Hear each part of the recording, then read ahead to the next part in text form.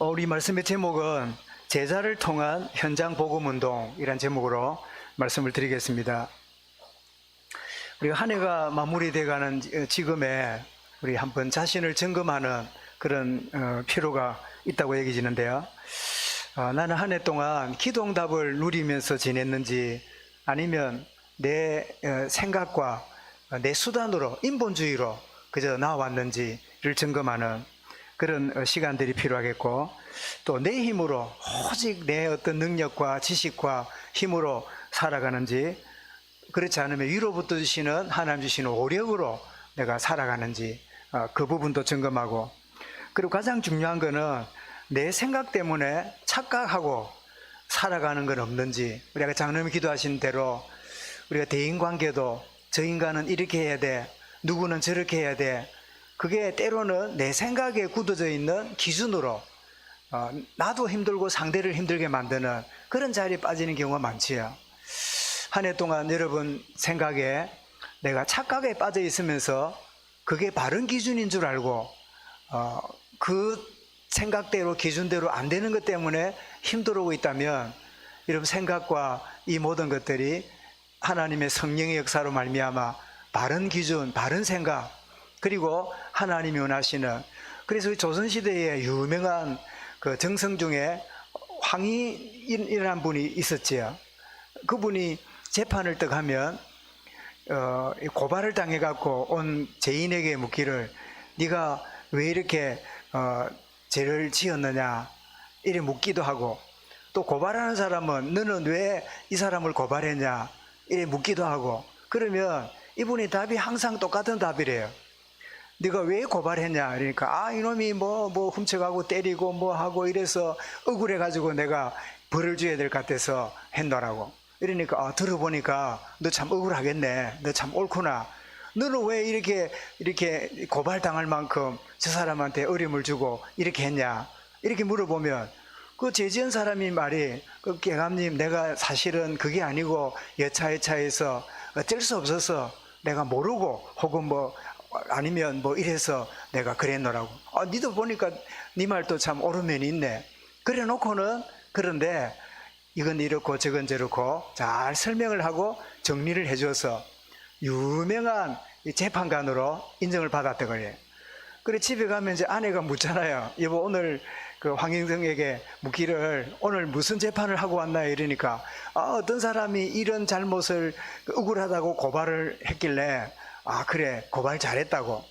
너 왜 이런 걸 저질렀냐 이렇게 물으니까, 나는 이 여차여차 가지고 결과가 이렇게 됐지만 사실은 이런 마음으로 이랬는데 일이 이래 됐노라고. 이러니까 그 말을 듣고는 그래 내가 니도 참 옳은, 네 말도 옳다 이래줬나 이러니까, 그 와이프가 아누라가 하는 말이에요. 여보, 무슨 재판을 그래 하냐고. 응? 지금 억울한 사람이어가지고 재판을 하면 그 죄지은 놈 보면 막 이놈아 하고 막 곤장을 때리고 막 감옥에 쳐넣고 이래야지, 그렇게 재판을 그래 하면 나라가 되겠냐고. 이러니까 허허 웃으면 당신의 말도 옳네 그랬다는 거예요. 그런데 그분이 유명한 재판관 남은 이유는 뭐지요?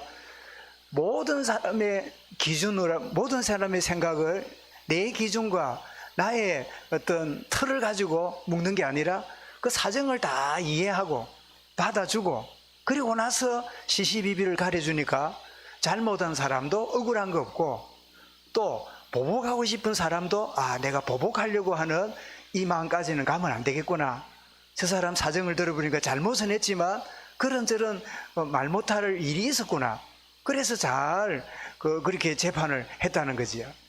여러분, 제가 왜 이야기를 드립니까? 내가 어떤 착각하는 기준을 딱 갖고 있으면요, 모든 게 다 틀렸어요. 저것도 이래서 틀리고 저래서 잘못되고, 저것도 인간 안 되고, 저거는 친구가 아니고, 저거는 막 나와 상관할 종가 아니고, 그렇게 여러분 살아가면 오는 몇 가지 결론이 뭐지요? 하나는 내 주변에 사람이 없어져요. 아무도 여러분과 같이 여러분의 기준에 맞춰줄 사람은 아무도 없어요. 아마 가족도 여러분을 받아주지 않을걸요. 그러니까 늘 가족 속에 있지만 외로운 사람, 많은 동료들 속에 있지만 뭔지 모르게 외톨배기처럼 살아가는 그런 인생이 되지요. 여러분, 하나님의 성령은 우리에게 있는 이 착각, 잘못된 틀, 잘못된 기준, 이 모든 것들을 내려놓고 주님의 새롭게 시작하는 재창조의 축복을 누려가는 은혜 가운데 있는데, 이것이 성령의 역사로 가능한 일인데, 어쨌든 어떤 모양이든지 올 한 해를 살아오면서 내가 어떤 가운데 살아왔는가 자신을 점검하고 새로운 해를 준비하는 그런 시간표가 될 수 있길 바랍니다. 오늘 본문은 이 사도들을 신문해가지고 이렇게 어려움 있게 만들었던 그 종교 재판이 이제는 서대반을 이렇게 불러가지고 신문을 하는 그런 역할을 해요. 그래서 우리 사도행전에 보면 4번의 종교회의가 열리는데, 첫 번째, 두 번째는 사도들이었고, 세 번째는 서대반이고, 네 번째는 누굽니까? 전도자 바울을 불러놓고 재판하는, 그게 4번의 종교재판이 나오는데, 오늘 세 번째가 서대반의 이 종교재판입니다.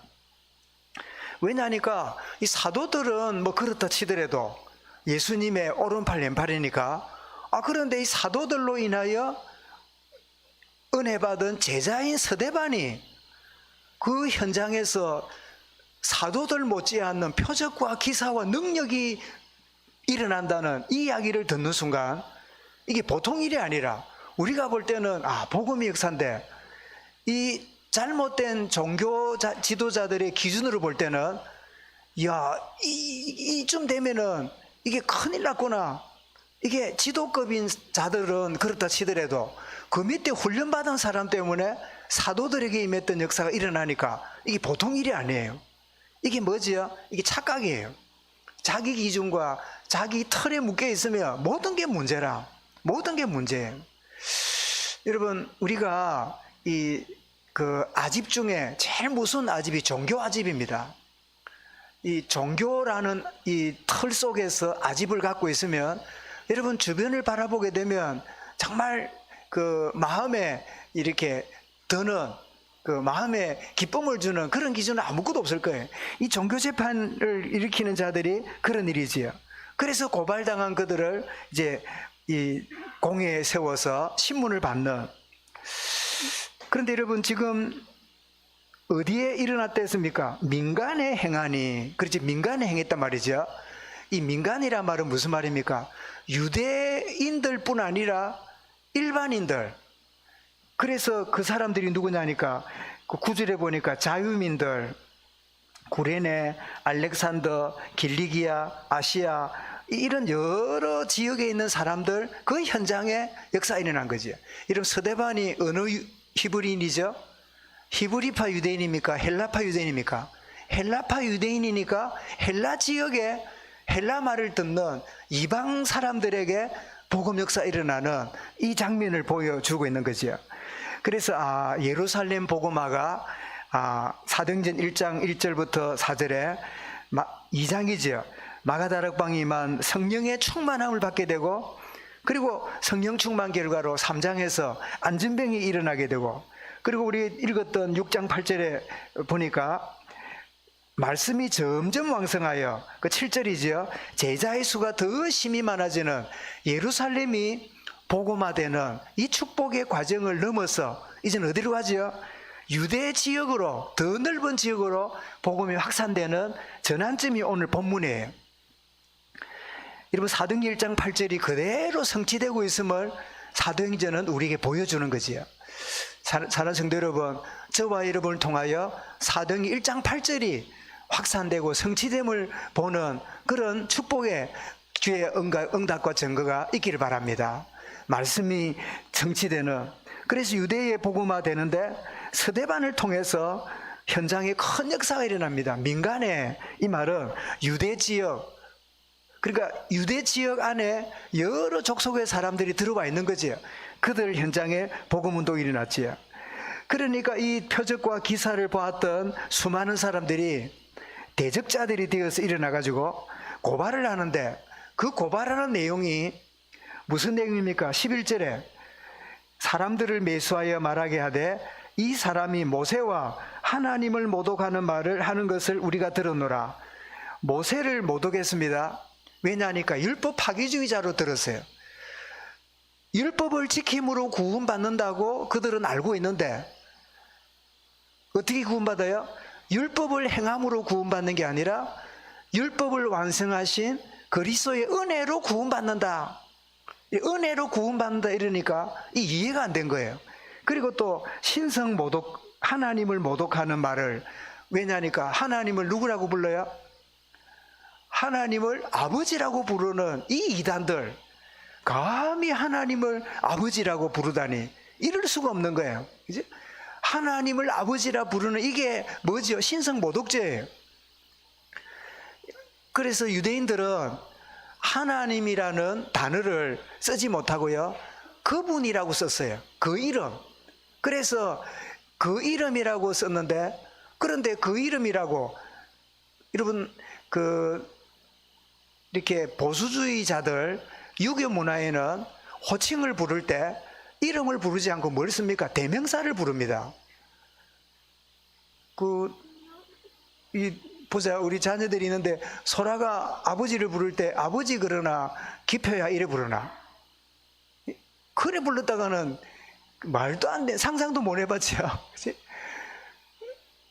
그리고 우리 문화에는 대명사를 불러요. 아버지, 어머니 뭐 이렇게.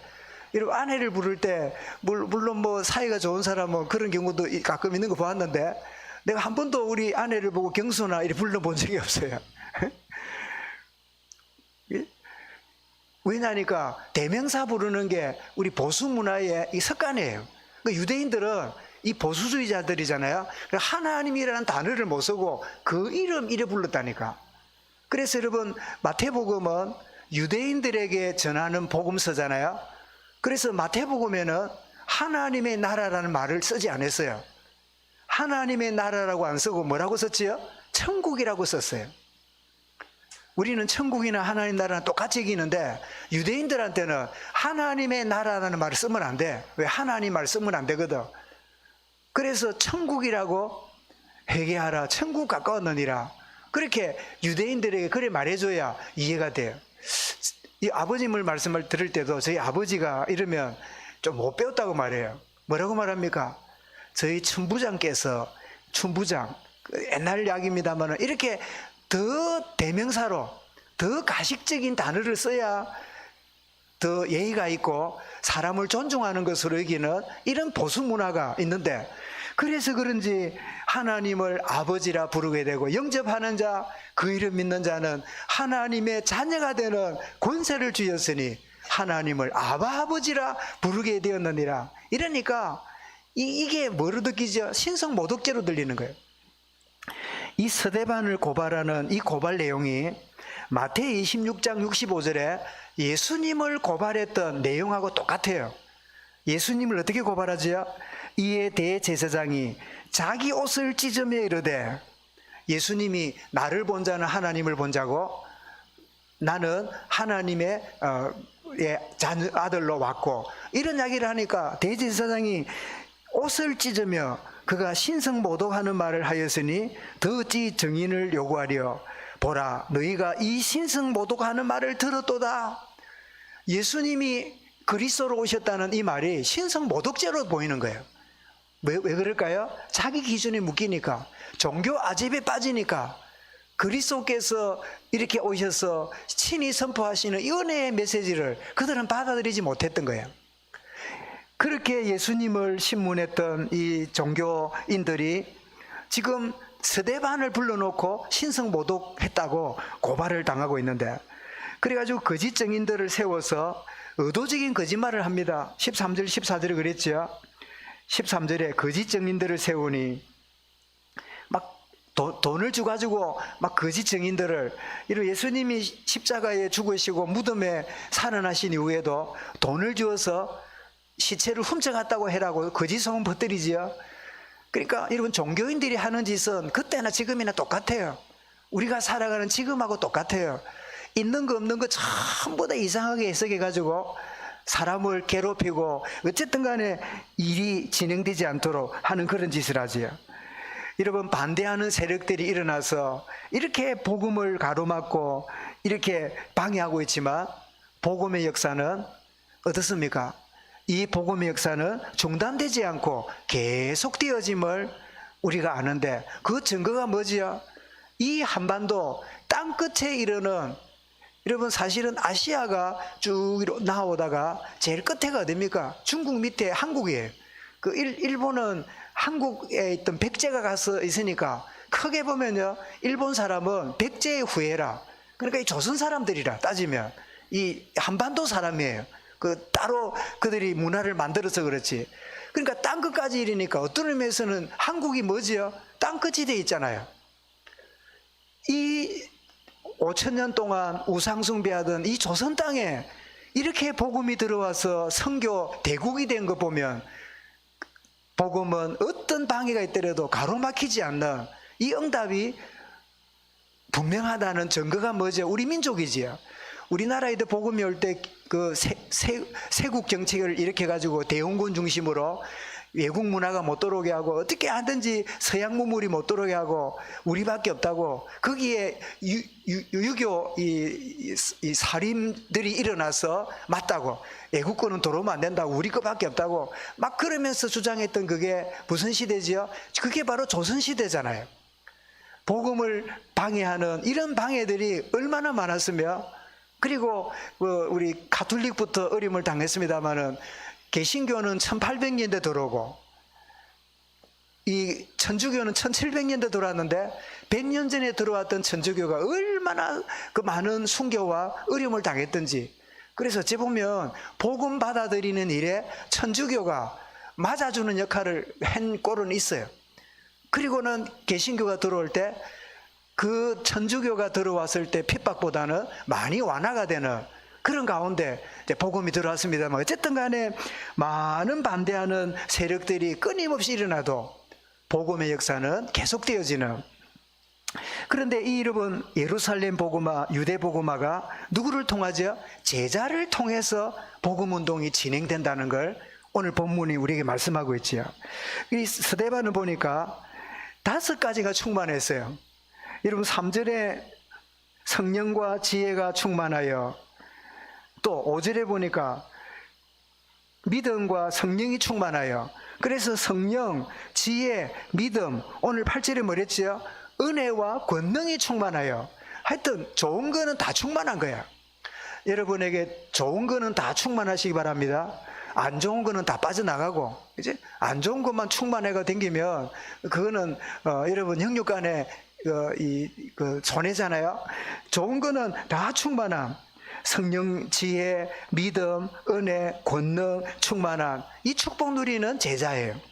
그런데 이제 7장에 들어가면 스데반이 아주 역사의 배경을 가지고 복음을 정확하게 정리하고 전달하는데, 이 스데반이 사도들이 아니지만 이 스데반은 평신도였음에도 불구하고 중직자로 선정되었는데, 이분을 보니까 상당한 어떤 조회가 있는, 하나님의 은혜 속에 있는 것을 보게 되는데, 어쨌든 정확한 복음과 성령의 깨달음으로 말하는, 10절에 그랬죠.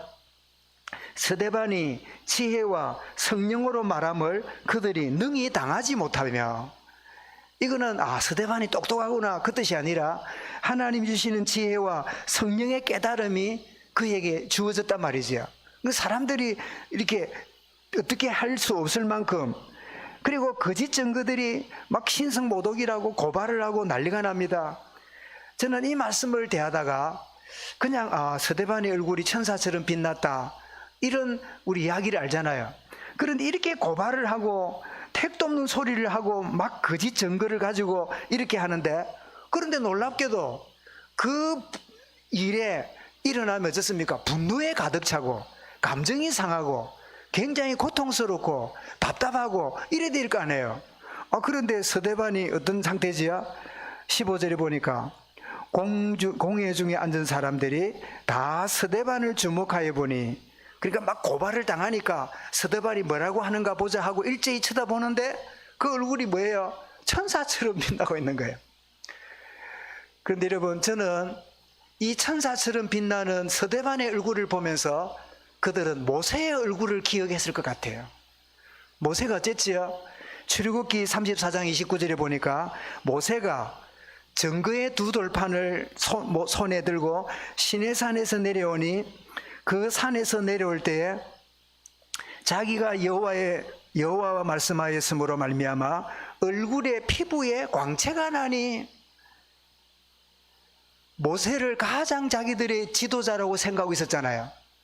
그래서 모세 외에는 예수는 이단이고 모세만이 정통이고 모세만이 자기들 율법을 가져다 준 위대한 스승이라고 생각했는데, 그 스승의 얼굴이 빛나는 것처럼 스데반의 얼굴이 빛나고 있는 거예요. 양심이 있다면 그들은 깨달았겠지요. 야, 우리가 존경하고 이렇게 받들고 있는 그 모세가 얼굴에 광채가 나서 사람들이 감히 보지 못한 얼굴에 보자기를 덮어씌웠다고 했는데, 그 빛나는 광채의 얼굴이 한 걸음 더 나가서 광채 정도가 아니라 무슨 얼굴 같아요? 천사의 얼굴 같다 그랬지요. 그죠? 천사의 얼굴이 어떤 얼굴일까요? 분명히 광채가 나고 빛이 났겠지요. 그죠? 빛나는 그런 모습이었겠지요. 이 스데반을 하나님이 그 고난당하고 어려움당하고 위축당하는 자기의 종에게 하나님이 그렇게 일하신 거예요. 사는 여러분, 여러분의 주변에 막 이런 인간도 있고 저런 인간도 있고 이런 환경, 저런 여건, 막 이런 어렵게 만드는 여러 상황이 있더라도 스데반에게 임했던 하나님의 은혜가 여러분에게 임한다면 그들은 볼 것입니다. 그들은 알게 될 것입니다. 이 사람이 진정으로 나는 틀린 존재고 이 사람이 옳은 사람이구나. 하나님이 시대마다 증거를 주시는 거예요. 그럼 여러분, 스데반은 AD 한 50년경의 사람이고 모세는 언제지요? BC 1500년 전의 사람이에요. 그러면 연도가 얼마 차이 나죠? 거의 한 200년 차이가, 2000년, 1500년 차이가 나요. 1500년 전에 모세가 얼굴에 빛이 났다는 것을 이 유대인들이 어떻게 알았을까요? 기록을 보고 알았겠지요. 성경을 보고 그렇구나 알았겠지요. 그렇게 1500년 전에 자기의 존경하는 인물인 모세의 얼굴이 빛났단다, 그거를 진리로 받아들이고 있다면 그들의 눈앞에 모세의 얼굴 이상으로 천사 얼굴처럼 빛나는 스데반을 보는 순간 그들은 뭘 느꼈을까요? 굉장히 경외로움이나 부끄러움을 느꼈겠지요. 여러분, 우리는 이렇게 상을 만나고 여건을 만날 때 우리가 막 변명하고 막 어떻게 할까 막 수단을 부리고 애를 쓰고 이런 그럴 거 없습니다. 뭐 충만하면요? 성령과 지혜가 충만하면, 믿음과 은혜가 충만하면, 충만한 게 문제예요. 그 충만한 것이 어디로 드러나요? 천사 얼굴처럼 드러나는 거예요. 이제 여러분, 하나님을 대면한 모세의 얼굴의 광채가 이 스데반에게 드러나고 있는 1500년 이후에 일어났다면, 이 스데반의 순교 이후에 2000년 넘어온 시대에 이 말세를 살아가는 저들에게 하나님은 동일하게 우리에게도 동일한 하나님의 증거를 주시고 있구나 하는 사실이 믿어주시기 바랍니다. 그래서 여러분, 결론이 뭡니까? 나는 그저 무리로 교인으로 있는가? 나는 제자로 있는가? 정확한 복음을 알고 개인화는 알고 있는 복음이 나의 복음이 되는 거지요. 나의 복음의 은혜를 누리고 있는 제자. 제자가 누굽니까? 성령과 지혜와 믿음과 은혜와 권능이 충만한, 주님, 분노가 충만하고 동기가 충만한 인생이 아니라 주님, 이 5가지 스데반에게 임했던 이 제자의 충만한 축복이 내게도 임하게 하여 주옵소서. 그런 제자, 더 나아가서 나의 현장에 말씀이 성취됨을 보는 복음적 마음과 눈을 가진 제자. 그래서 여러분, 한 해를 지나면서 저와 여러분이 관련된 내 마을, 직장, 지인, 친구, 또 여러 관계 속에 한 번이라도 저 사람에게 복음이 전달되어야 되는데, 저 지역에 복음이 어떻게 전달하면 좋을까라고 한 번이라고 생각하고 있다면 여러분은 제자입니다. 그렇지 않고 그냥 막 이 허겁지겁 일 중심으로 날 그냥 이런 가운데 지냈다면 우리는 제자의 축복을 누려야 될 그런 피로를 또 느끼게 되겠지요. 여러분, 복음운동이 어떻게 해요? 예루살렘과 유대와 사마리아와 땅끝까지 누구를 통해서요? 제자를 통해서 주님, 내가 제자로 세워지는 참된 축복을 누리게 해 주옵소서. 복음을 내 것으로 누리는 축복의 제자가 되게 하시고 참된 5가지로 충만한 제자로 일어나게 하시고 나의 현장에 참된 복음이 증거되어야 되는데 주님 어떻게 증거되어야 되겠습니까? 정말 고민하고 기도하고 정말 중심을 담는 복음적인 마음과 눈을 가진, 그래서 복음적인 마음과 눈을 갖는단 말은 그 사람을 그냥 보는 게 아니라 복음적인 관점으로 보는 거지요. 저 사람은 예수 안 믿을 사람, 저 사람 절대 복음 안 받을 사람, 저 사람은 내 말을 잘 안 듣는 사람 라고 생각하는 게 아니라 아니다, 저 사람이 저렇게 거칠고 그리고 이렇게 마음의 문을 닫고 있는 거는 복음에게만 반응하려고 하나님이 준비한 거다. 왜 저렇게 사람들을 힘들게 하고 아프게 하는 존재가 되었을까? 이럴 때 복음으로 나를 좀 살려달라고 SOS를 치고 있다는 증거다. 복음적인 눈으로 보게 되면 그렇게 보여지겠지요. 살기등등했던 사울이 복음으로 변화되어서 돌아오는 이 일에 누가 기도했을까요? 아무도 기도했다는, 사울을 위해서 기도했다는 그 증거가 별로 없어요. 그런데 우리가 추리해 보면 누가요? 아나니아라고 하는 한 제자가, 아나니아라는 제자가 주님, 사울이 예수 믿는 사람 잡으려고 다메섹까지 오고 있다고 하는데 이 다메섹에 하나님, 이 제자들이 어려움을 당하지 않도록 보호하시고 주님이 원하신다면 저 영혼을 변화시켜 주옵소서. 기도했던 사람이 있다면 아나니아가 아닌가? 여러분, 아나니아 한 사람 때문에 사울이 돌아온 것처럼 여러분의 현장에 숨겨진 생명이 여러분 한 사람 때문에 돌아오는 제자의 축복이, 복음화의 축복을 누려가는 이 증거를 누려가는 한 해를 마무리할 때에 주님, 내가 제자로 세워지는 축복을 누리게 해 주옵소서. 승리하는 이 한 해가 되시기를 주 이름으로 축원합니다. 감사합니다. 주님, 참 복음이 제자를 통하여 현장에 증거되는 증거를 우리에게 주셨는데, 핍박당하고 어려움 당할 때 모세를 빛나게 했던 하나님의 광채가 스데반에게 임한 것처럼 동일한 축복의 증인으로 나아가는, 제자된 삶으로 나아가는 우리 모든 성도들, 우리 모든 후대들 되게 하여 주옵소서. 주 예수 그리스도 이름으로 기도드리옵나이다. 아멘.